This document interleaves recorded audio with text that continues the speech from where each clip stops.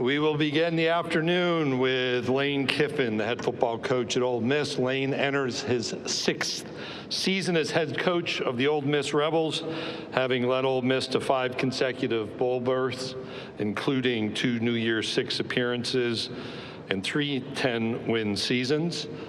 Lane's brother Chris joined his staff in 2024. After 5 seasons of working in the NFL, Chris currently serves as the Rebels linebackers coach and lives next door to his brother. I have a brother. If he lived next door to me, it would take me back to those family trips where he crossed the line. So you'll have to ask Lane about property boundaries. In addition, Lane's son Knox transferred to Oxford High School for his sophomore season, joining his sister Landry, who enters her junior year at Ole Miss. Lane's other daughter is at USC on the volleyball team there.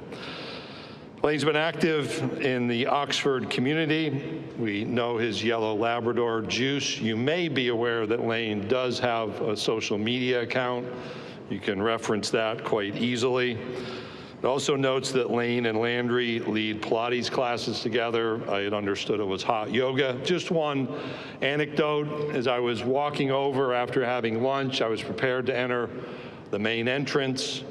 The security guard at the main entrance looked at me and said, "You're not allowed to go in, you need to use a side entrance." I walked in the side entrance. I wondered, well, what could be the commotion that prevents me from entering the main door? It was Lane Kiffin holding forth. And so security is much more attentive to Lane's needs than that of myself. The head football coach from the University of Mississippi, Lane Kiffin.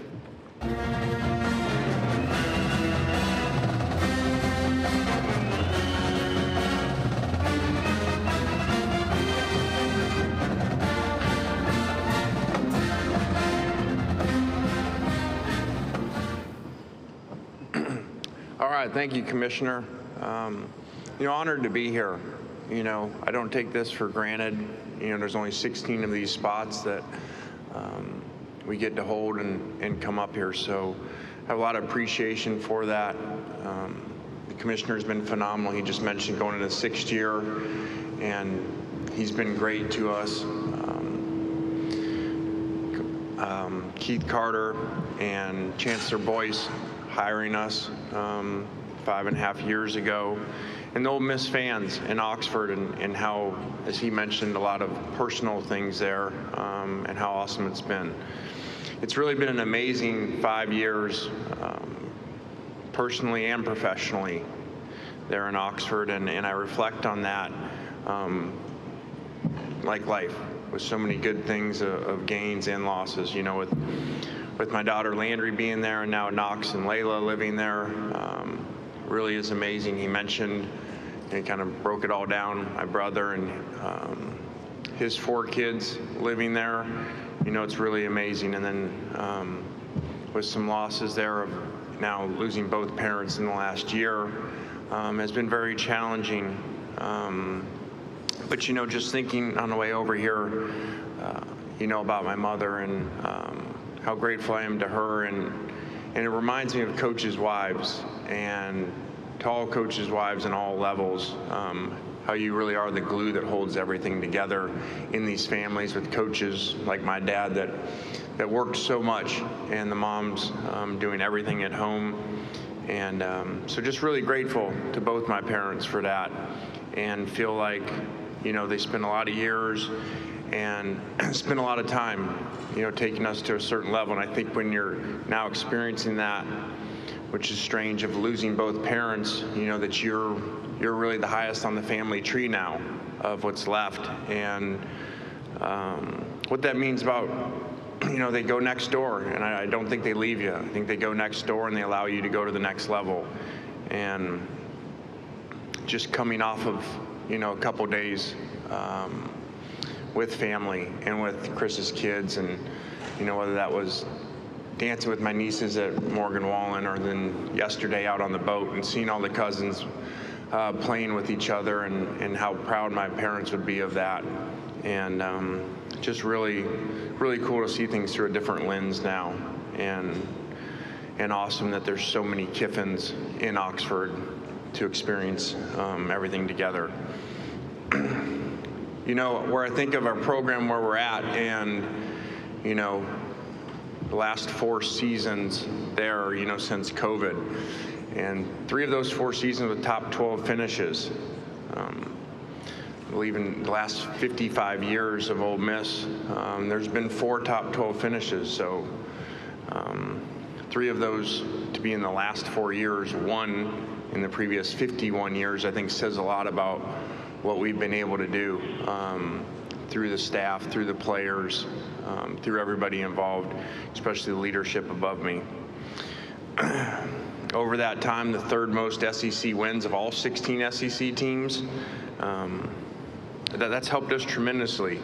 You know, when we got there at Ole Miss, you know, we had to sell to recruits, hey, when you come here, this is what it's going to look like. We're going to win. We're going to have first-round picks. We're going to have the most players drafted in school history. We're going to win 11 games in a season, win 21 games in the last 2 seasons.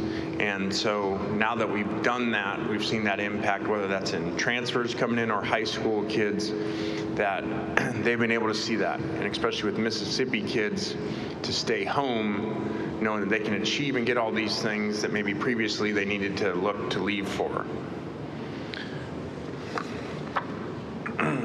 Okay, the 2025 team, I think we have a lot of really good players coming back. We added a lot through the portal, and it's been a very competitive offseason.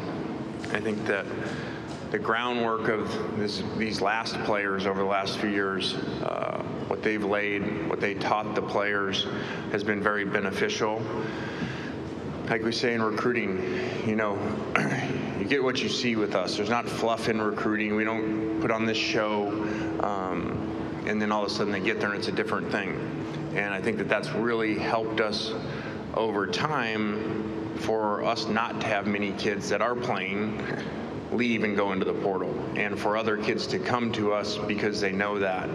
And a lot of that is to our culture and to our staff. So to be able to keep our entire staff from last year was very critical. That's not been the case a lot of times in our years at Ole Miss. We've had to replace a lot of really good coaches.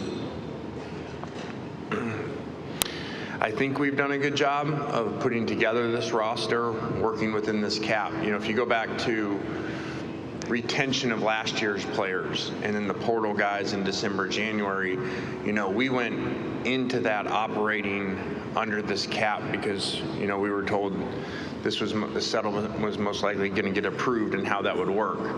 So, you know, we get a lot of questions like, what's it like now? Well, we have under this cap guidelines of what was coming and what it was going to look like. So I think we've done a really good job of that. It obviously means you can't sign as many players as you'd like at times because you have a budget. So we're obviously hopeful that, you know, that'll be rewarded by doing that. I think it's obvious people aren't staying within that cap. So I think the whole thing will be what does that look like? And that's what we don't know. You know, what does it look like when you don't, and what are the punishments for that? Do you win and then that comes later? So that's remained to be seen, but I've already got the questions about the cap and what is that like now having to do that. We've been doing that for a while, operating on that. Very excited about this schedule coming up. You know, we play 9 games in Mississippi, so that's awesome for our fans. Basically, to have 9 home games is amazing, and for Oxford, to have that for the businesses there is great. So it'll be a very competitive schedule and a lot of work to do with all these new players in the meantime. So just appreciative to be here. Thanks for you guys coming out, and with that, questions. Thank you, Coach Kiffin. If you have a question, please raise your hand. We'll get Emma, Annie, or Nathan to you with a question. Coach, we're going to start over on our right-hand side, over here in the very front row. Coach Kiffin, Terry Middleton from Horns Illustrated. Thank you, first of all, for highlighting your family. Football brings family and friends together. So I want to talk about friends. I also want to ask if you would help us highlight in enhance the rivalry between your two close friends, Sarkisian and Smart. Who do you think is going to take this field next year? Does Sarkisian have a chance over Georgia? And how can we look at it through your eyes? Well, I think that's those are the two premier programs and premier coaches in college football, and so I think they do an amazing job. You know, having both of them, being at both of them at Alabama, and to see how they've used that, and then being with Sarkisian at USC as well, and how he's used Pete Carroll things and implemented there. I think they both do an amazing job, and really in those SEC meetings, you know, you're always listening to the coaches and their input. And I feel like both those guys really run their program truly as the CEO, and they know everything that's going on, and they're very creative in their ideas and how to navigate through this world we're in now. So I think they're both really good friends, really good people, and phenomenal coaches. Coach, we'll go over to the other side, over to our left on the aisle, about midway back. Jonathan Williams with the On Inside Network. You guys had some big wins last season, but still came up just short of the college football playoff. What is it to you that makes playing in the SEC a lot more difficult, or more difficult than other conferences? Well, I'm flying over here. I read the commissioner this morning and things that he said, and thought there was something in there interesting when he talked about the 9 games versus 8 games. You know, and then people say, well, this conference plays 9 games, this plays 8 games. Well, I don't think there's anybody that would trade their 9 games and want to come play our 8 games that you play down here, and the places that you play down here. You know, you guys that have covered the SEC for a while, you can have teams that aren't even having a really good year for them, but you got to go play at their place down here, and it's just different. So scheduling here in this conference and what you do week to week, and then the NFL draft shows that too. Those are the players you're playing against, and it's so balanced throughout the conference that every week you got to really show up. It's really like the NFL. And I don't feel like that is the case in these other conferences, or a really good conference similar to us that's top heavy but doesn't have the middle and bottom the way that we do. Okay, we'll go down the center aisle, right on the... Hey Coach, Emily Grace McWhorter from the Next Round. At this point of the year, what is your personal focal point that you are emphasizing the most, along with the expectations for your players and staff members? I just think that we basically restart each of these last few years, because the turnover is so much in college football, which I wish it wasn't that way, and it shouldn't be. You should be able to build within your program and have a lot of returning players, but it's just the way the system is now. Hopefully that gets fixed, because I don't think that's really good for anybody. It's not good for these kids to go to all these different switch schools every year. So it just makes us restart and not expect that they know anything, because they're coming from all these different places. Coach, we'll go over to our right-hand side. Good afternoon, Coach. My name is Dylan, and I write for the Daily Mississippian. You mentioned that Ole Miss had had 3 10-win seasons in the last 4 years. So what core elements of your culture have driven to that level of consistency, would you say? Well, I think we've had really good players over that time, really good schematical coaches that have helped that. So I think that those usually are the key factors there of playing really well. This last season, you know, we led the SEC in scoring offense and defense. That's really unique to do, and I think that, to me, shows how good that team was. We played 13 games. We won 10 of them double digits. You know, not one of those games was really close. And then we went 0-3 in one-score games. So that does, to me, show how far we've come as a program to be able to have games like the Georgia game, or going to South Carolina and have a game like that. Coach, we'll go back over to my side, towards the back on the far aisle. Hey Lane, Connor O'Gara, Saturday Down South. When did you get over getting left out of the playoff? That wasn't that difficult. I mean, it is. I tend to do better with things when they're done. You can't do anything to change them. so it was what it was. I just think, not to go back over that too much, but just in general, and there's been a lot of talk about that since, I just think the system, and it's not because of us, I just think the system doesn't take into the scheduling properly. And then since then, as you look at these other sports, basketball, baseball, you see teams, that go on to win that weren't in the top because they played a really hard schedule, and you lose some games. Just like the basket goes in or out at the end, doesn't mean you're dramatically different than that team.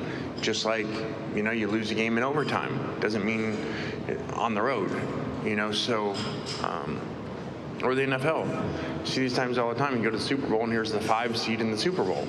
So I just think that it doesn't account to that. And being a coach and understanding what teams take to go into certain places to play and have to get up every week versus other people's schedule, it's very different. Coach, we'll go over to our right-hand side, about midway back. It's right behind you, sir. There you go. Thank you, Coach. Hunter Dawkins with Super Talk Mississippi.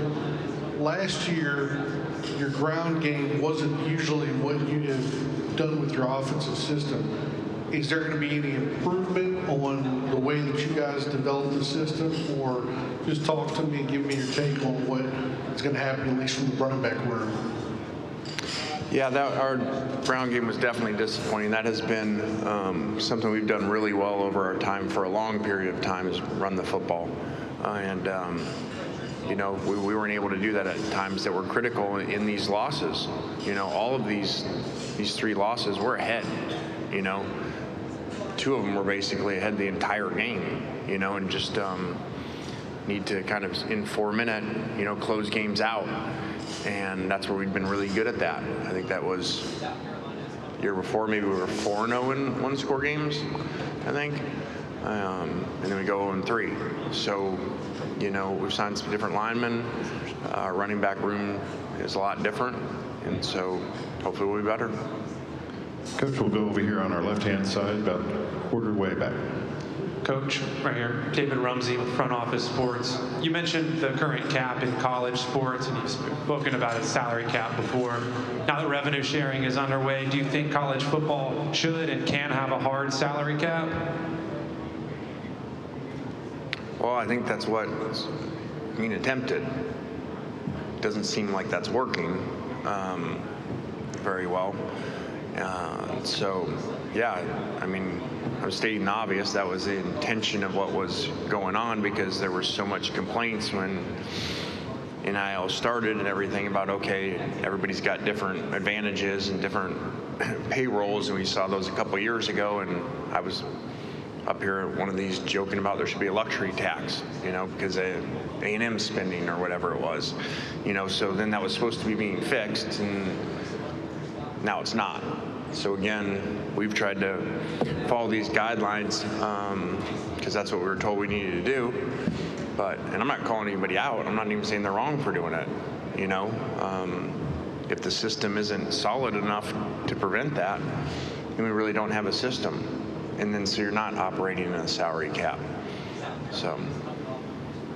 Coach, we'll stay on the same side over on the far aisle, right there in the middle. Peter Rodriguez from AO.com. It seemed like in the past week you've had a few tweets tagging or directing at Hugh Freeze. Was curious what the message or thought behind some of those posts were. Well, someone said that coming in here to me. I like Coach Freeze, so I think they think that was something to do with, like, I was fishing, it was golfing. That really wasn't that. I have a thing with him going back a few years ago when he posted a picture in response to me of some 2-pound bass or something like that. So I've kind of always posted bigger fish pictures back towards him. So that had nothing to do with his golf game, which sounds like he's doing amazing at that. So that's great for him. All right, we'll go to the front row right here to your right, Coach. Lane, and I was fishing yesterday as a dead period, by the way. Just making sure they were clear on that. If you want to say fishing is like golfing, it's dead period. Don't want to interrupt the fishing conversation, but Caleb Saylor, Super Talk Mississippi here. Lane, over the past 3 years, people got to know a lot about Jackson Dart, both on and off the field. Well, you got Austin Simmons poised for year one as a starting quarterback.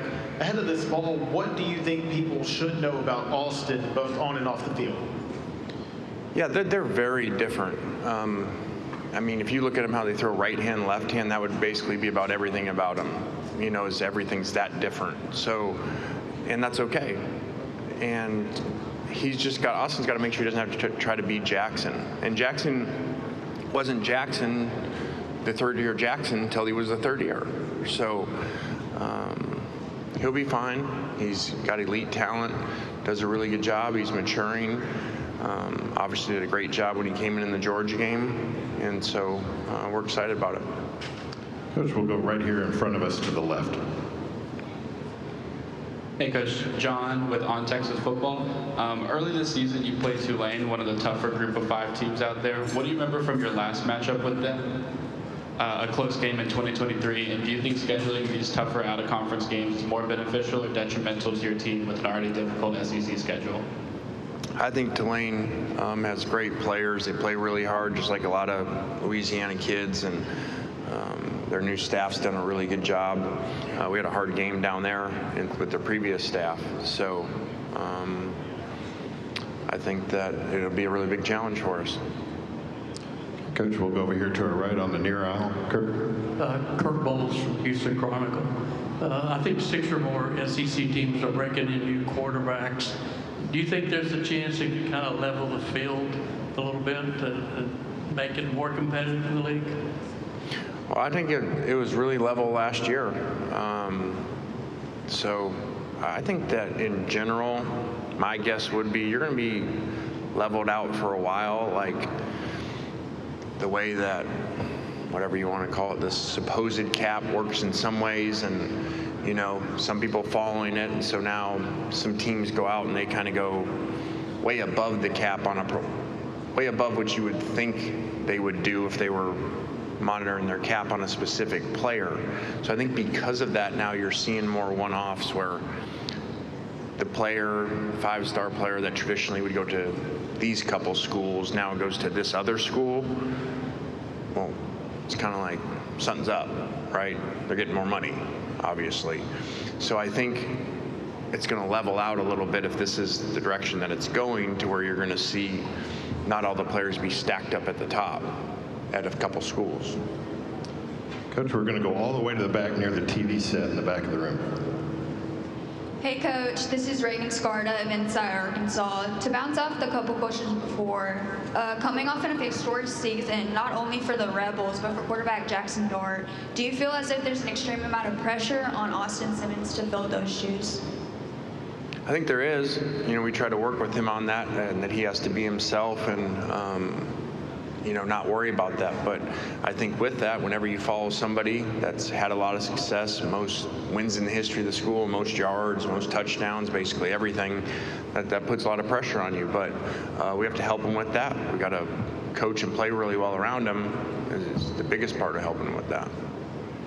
Okay, we'll go straight down the center aisle, just to the right. Carlo Brown, WCBI TV, Columbus. Lane, you lost a lot of players, both offense and defensive starters, especially, I mean, multiple wide receivers, quarterback as well. As a coach, how do you adjust when you've lost, I mean, it'd be saying it lightly, just a few players? Yeah, we lost a lot of really good players. Most players drafted in the history of the school. So we've replaced them with a lot of new players, and that's kind of the world we got to live in now, you know, with the portal and how it works, and how many kids go to a place for a year and then leave. So there's not as many kids being developed to take on those roles at places. So I think that problem's probably happened a lot around the country and is going to continue to happen. So it just is what it is. We have time for a couple more. We'll go over here on the front row to our left. Coach Dave Schumate from SEC Unfiltered. You being an offensive guy, but I know you guys have lost some guys in the back end and that secondary. In today's college football environment, what would you consider numbers-wise a proper depth on the back end? And you bring up the salary cap. In your opinion, what would be a proper punishment for people who go over the cap? First thing about the secondary, yeah, we got a lot of new players back there, and Pete Golding does a great job with that. We had the same problem 2 years ago, we'll just find the best ways to put them in the best positions to make plays. I don't have the answer for the punishment on the cap because it's not even, I can't even say that because it's like, here's the cap, but then here's these other contracts, and are those going to get passed? And what if you go over on those and that system with Deloitte? And so I don't think we even know. And is it even going to happen? You know, you got these states passing laws where looks like you can't even enforce it. So what are you going to have? Like the NFL, like, hey, these divisions, you have a cap, but then NFC Central, you don't have a cap, you know, or teams in Florida, you don't have a cap, you know, so I don't know that. Coach, we'll take one final question over here to our left, second row. Hey, Coach. Steve Moulton, 97.7 ESPN The Zone. Good to see you. Wanted to ask about your time in Oxford, this being year 6. Where do you think you've grown the most in Oxford? Yeah, it's been an awesome time. Not to kind of dig too much into it, but you know, even this weekend with family and stuff, and just, you know, losing our parents, you know, and you just can't. You got no idea what's going to happen. I was talking to our kids about that, and I was like, okay. For instance, I was at Alabama. We played at Ole Miss, and one summer I went and visited my brother out in this neighborhood in Oxford, you know, and I was saying to his wife, well, whatever that was, 10 years ago or something like that, what if I was to tell you that you're going to go to all these jobs, you know, and then all of a sudden I'm going to be the head coach of Ole Miss, and then you're going to be here, and your kids are going to be here, and then Layla, Knox, and Landry are going to be here, and like, there's no way. But then our parents are going to be gone. So it's just been an amazing experience, and I just have so much appreciation. I'm not saying it's coming to head coach. I don't give you coach speak. The people of Oxford, and then when you lose your parents and you see how they are and how they help take care of them towards the end, or how much they really cared about them, it opened my eyes to a totally different way. It's basically, I went to Oxford, had this view. Then I got kids there, so then I had a different view as a parent there, and how awesome a community is to raise your kids in and to have them go to college and high school around these families and everybody take care of everybody. Then you see your parents at the end and lose your parents, one kind of expected, one unexpected, and to see how the community is around that, I owe so much to Oxford and the people there. It's just been awesome. Coach Kiffin, thank you for your time this afternoon. All right, guys, thank you. Have a good week.